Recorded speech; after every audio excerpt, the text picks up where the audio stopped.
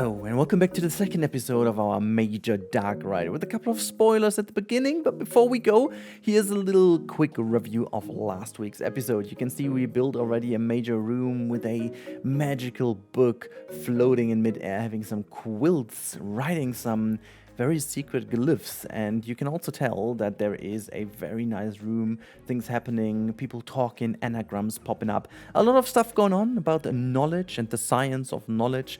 We have done quite a lot of work on the overall setup of this thing, but today we are going to start with the station, because the station itself is a big building that, is very important. And if you kind of hear something in the background today, I have a little special guest in my room, so I'm not sure if she wants to introduce herself real quick, but my daughter is with me. She just wants to spend some time here while I'm recording, so you want to say hi? Yeah, there she was. She's just having a good time here, and while we spend some time, you may hear some noises in the background when she's throwing a ball or anything. But she's listening to me. She wants to learn English, she says. She's also watching some series in English, which at this age is kind of ridiculous, but she wants to, so that's fine. Anyways, let's talk about the station. I just wanted to give you this quick info that she's with us here. So, this is a station I have planned for a long time, ever since I built this main building. I didn't want to give away too much, simply because I wanted to maintain a little bit more secretive about this overall topic. I wanted to do this kind of secret knowledge kind of thing with the university, so I gave away the idea that this is a university building. But I wanted to ensure that this gives a bit more of a story, and yeah, at the end of the day, it was a really good build for me to test the marble pieces and the Viking pieces, because I haven't really tested them before at all. I never did, and frankly, I have to say, they are pretty good. The only thing I want to say in front here, if you're listening, sometimes I feel like the transition between pieces, like the textures, they're really rough, Sometimes we have pieces that have a very nice seamless kind of texture that goes very well together, but these kind of marble pieces don't really have. So whatever I tried, I always needed to put something in between in order to make it feel a bit more focused. You can really see that here below the carpets. I did lay down the carpets in order to avoid a little bit of this being too obvious. Below them you can really see there's that little edge in between where I moved two layers on top of each other. It's, I'm happy with it. It's fine. You barely even notice that, but I noticed that because some of the pieces Frontier usually uses, they are so good that I just wanted to get rid of this little info here, because usually you do have a very seamless transition sometimes, but this time you don't.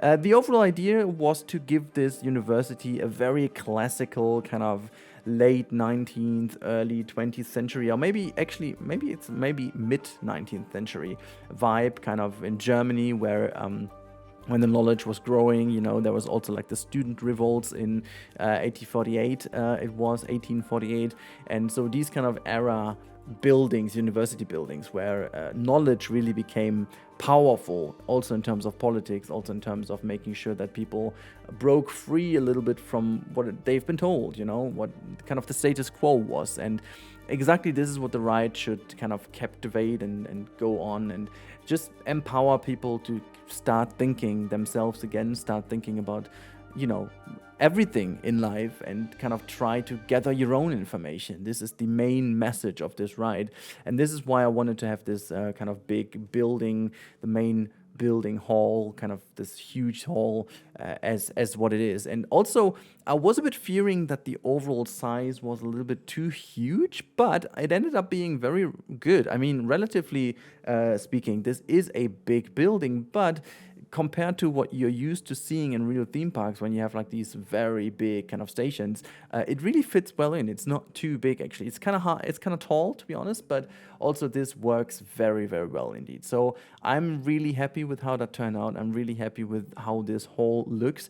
And I must say, there's like one little thing I wanted to mention, because I played Jurassic World Evolution 3 a couple of weeks ago, when I was at the Frontier HQ last week. Everything feels like last week, but I went there and tested a couple of things, and I noticed that they even improved the global illumination. And ever since then, I can't play Planet Coaster 2 again with the same feelings, because what they even did is they pulled something off that is the only thing Planet Coaster 2 is lacking. So we have ray tracing, but we don't have full ray tracing in this game. Now, in Jurassic World Evolution 3, there is full ray tracing. That means also the in-game light sources will create shadows.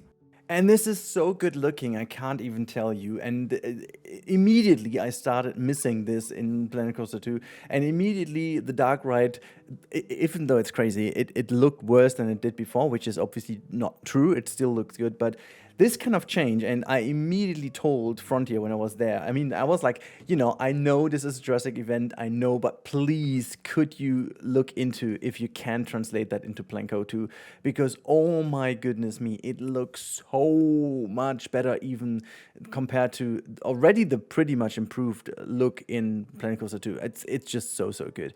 Anyways, this is not what I wanted to talk about the whole time. It's just like I just completely got kind of shifted away from this one. But I must admit that the build over here was a bit more challenging than I thought, simply because the Viking pieces, I said, you know, first time ever I played really with the Viking pieces. I may say that this is the first pack, I feel like, from the newest ones, is it's a tad bit too themed. I don't want to say it's super themed, but it's a tad bit too themed. So I tried to kind of get rid of some of the Viking-ish look of these pieces, because the wooden textures and stuff, they're great, they're gorgeous. So they were exactly what I was looking for. And they match surprisingly well with the Western pack, which is, it's very nice indeed. But I needed to kind of create some fences that look a little better.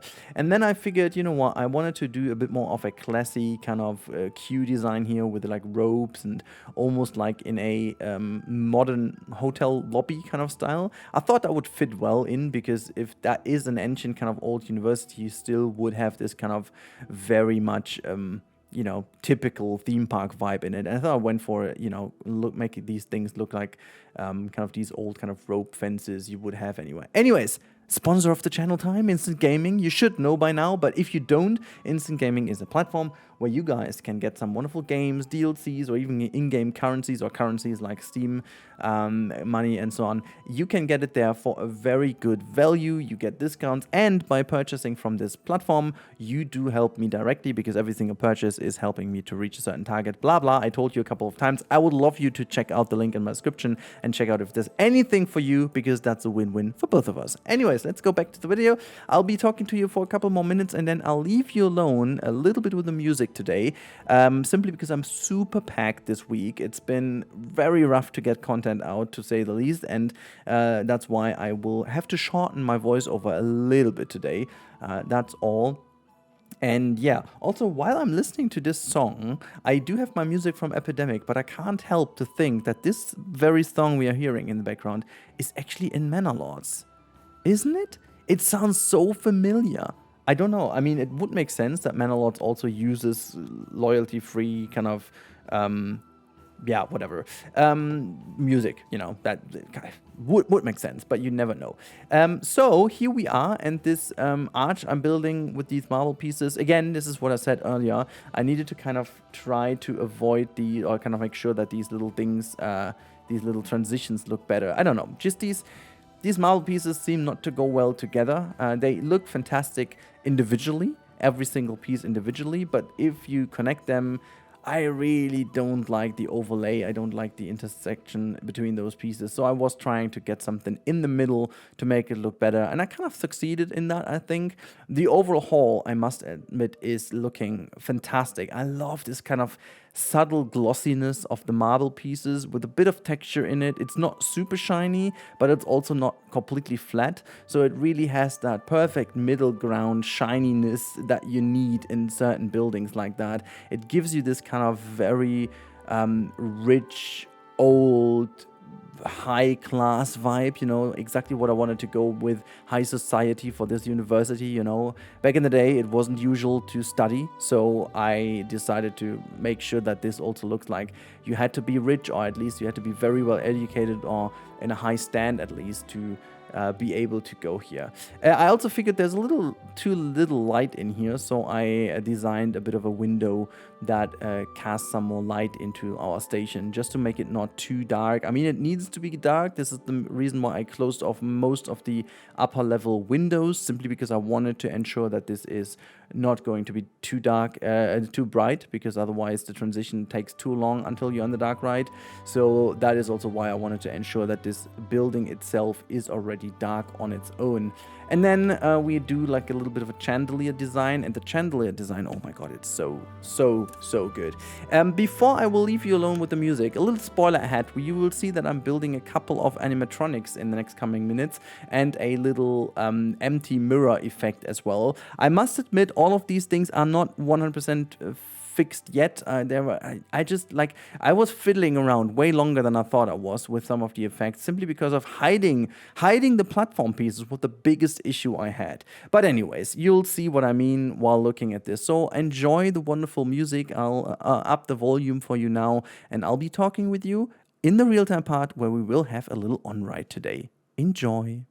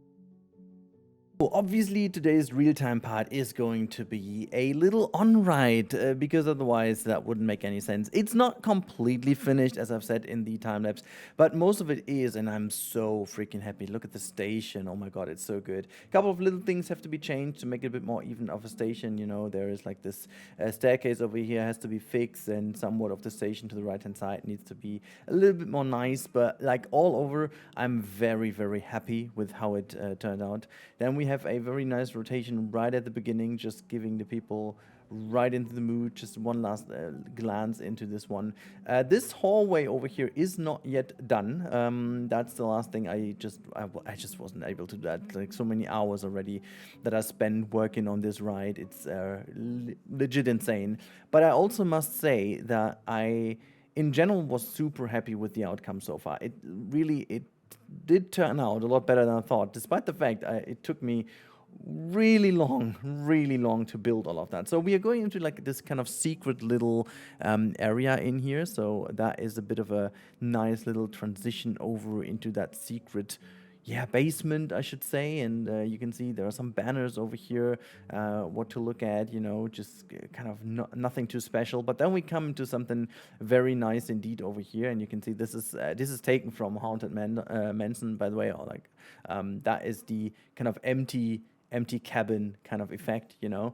As we walk past, we are basically in an empty cabin, as you can see. I should have made the videos a little longer so they loop for a bit more longer, but you know, I think the effect is kind of clear. I will fix that by grabbing this for a longer version, but you know, the effect itself is kind of clear and it works out pretty well indeed. If you glance over, you can see like these mirrors over here working just fine, just exactly as I imagined. And then we come into that little bathroom scene. This is kind of inspired by Harry Potter, as you can imagine. This should be slower, but everything slower just doesn't work this way. We have this kind of secret little way down. You're wondering where you're going. That sink coming closer to you, ever so much closer. You're wondering what's going on, and then, you know, the whole thing is going to do a little rotation here, give you like a last glance, go over to the other side, get a sneak peek of those two discussing and whatnot. You can just really get that idea. Oh my god, what's going on up there? And then you get into the library over here. You can see really nicely some of the bookshelves, and then we're going through one. Look at that. Just going through one of these bookshelves, and then you can see there's a levitating book that just offers us a very nice knowledge at the beginning. The pages folding over, you know, that thing levitating here in midair, unveiling some kind of, I don't know, magic spell, I should say. This is maybe what it is. And just below that light, you've got that happening. In the background, you can see all these kind of bookshelves. There's a bit more going on here in the future. I still haven't figured out exactly how to do that. Like, I wanted to have some books flying around over here, but it just kind of didn't work out exactly the way I wanted it to. So yeah, I gotta find a solution for that. It's fine, I think, but I also need to make it a bit more dark, a bit more dim over here. The book also requires a couple more details. I just wanted to do a proof of concept that it works out, and it does work out pretty nicely with the pages over here. I would need some more maybe, but I also can't really control the speed of it.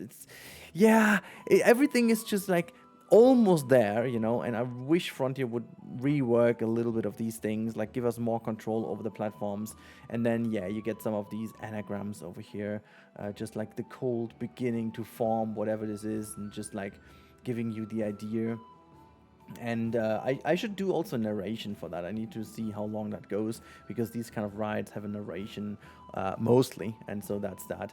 You can see these people talking around, see some other people moving here, you know, there you have it. So that is very interesting, and then the whole thing is going to be rotated, and see some of the anagrams popping in and out again, just to give you that little bit of darkness, light play. Woo, there you go. Oh my god, that's so cool when you just look at that. Woo, it just pops in. That's like the strength of the brand new effect with the global illumination. And then we come and see these anagrams being part of the book now. You know, the story now fulfilled. We wrote these anagrams into the book we've just seen before, and here's the book now open, and these levitating kind of quilts just making sure that they are writing certain things in here. We've got these little firefly glass making us some light, and then we pop into one of the paintings. You know, that's what we do, and bring the paintings to life, because we breathe ourselves into the paintings, and you'll see in a second what that is going to do with us. And yeah, we're just going to have a little wobble over here through that little hallway, very narrow, you know, it's going to be very dark in here. You can even smell the cold stone in these kind of ancient walls, and you can already hear some stuff. I don't know if that's recorded on the video, but like, this is so good. You've got then another book over here. Oh my god, look at that book leaning out, almost tipping over. There's a little book almost falling out of that little bookshelf over here, surprisingly in here. And then you wonder what's happening, you wonder what's going on, and it's all moving all the way up here. And again, as I said, very close, very tight, everything's very narrow. And then, oh, what's that? You can even see here something happening. There's someone writing, and you can see these things, and now all the pictures are moving. It's very, very interesting to see. Very interesting movement, very interesting things happening. You can't really tell what exactly is going on, and then the story is about to end. So I do hope you enjoyed today's episode. I certainly did enjoy this quite a lot. I certainly did enjoy it a lot to build that, but it's still not done yet. So yeah, let's have a last look inside of the corridor before we end this video. So that's the station from above, and you can see it really looks fantastic from the inside. And also that little queue section, when you come in over here, you go all the way around, you've got that little queue, and then you go down. It technically could be a little bit too small, like for a ride like this. I imagine this being a lot more popular, so that might actually be a little bit too short. But yeah, from the outside, we can see there's not really that much happened. This whole island still has to be done, and in the next couple episodes, we will branch out into certain new areas. But oh my god, that thing, imagine this would have been one episode. I think the episode would have been 2 hours long, despite putting all these kind of details in and making it 10x sped up. It would still also, I put a little window in here in case you missed out on that in the real-time part. In any case, this is the end of today's episode, and I hope you guys enjoyed it as much as I did. Also, if you do want to do me a favor, please check out Instant Gaming in case you can grab a game. You know, month is halfway through. We have a lot of great discounts on there. You can also pre-order other games that will come out eventually. Also DLCs in case you don't have the Sorcery DLC. Here you can see why you should definitely get it. Or if you don't own this game yet, you can also get it via this. There's also a lot of other games in case you want to have the new City Skylines DLC, which I heard is pretty good. You can get it there as well, so make sure to check the link in the description. You can get some really good discounts on there, and either if it's just like getting some you know, PlayStation money, Xbox money, Steam money, you can also get this kind of stuff you know, for a lower amount, which is pretty good. Anyways, thank you so much for your support, ongoing support. You can also, of course, just subscribe to the channel, which helps equally as much for me personally. So thank you so much for your ongoing support. These projects wouldn't be possible without your support. You know, I'm putting a lot of hours in here. This entire ride with the house itself easily goes over 40 hours of work, which has to show somewhere in, you know, on YouTube. So this is why your help is required, and without your help, without your support, I wouldn't be able to do that, to do it that crazily. So thank you so much for your ongoing support. I really hope you loved this episode. There's going to be way more cool stuff in this project. I've got so many ideas in mind. So yeah, make sure to keep your eye on the channel. There's a lot more good stuff coming next week as well. So in case you're here for building and creative stuff, you better be here. There's some really good stuff coming. All right, enough spoilers. Have a good time. Thank you and bye.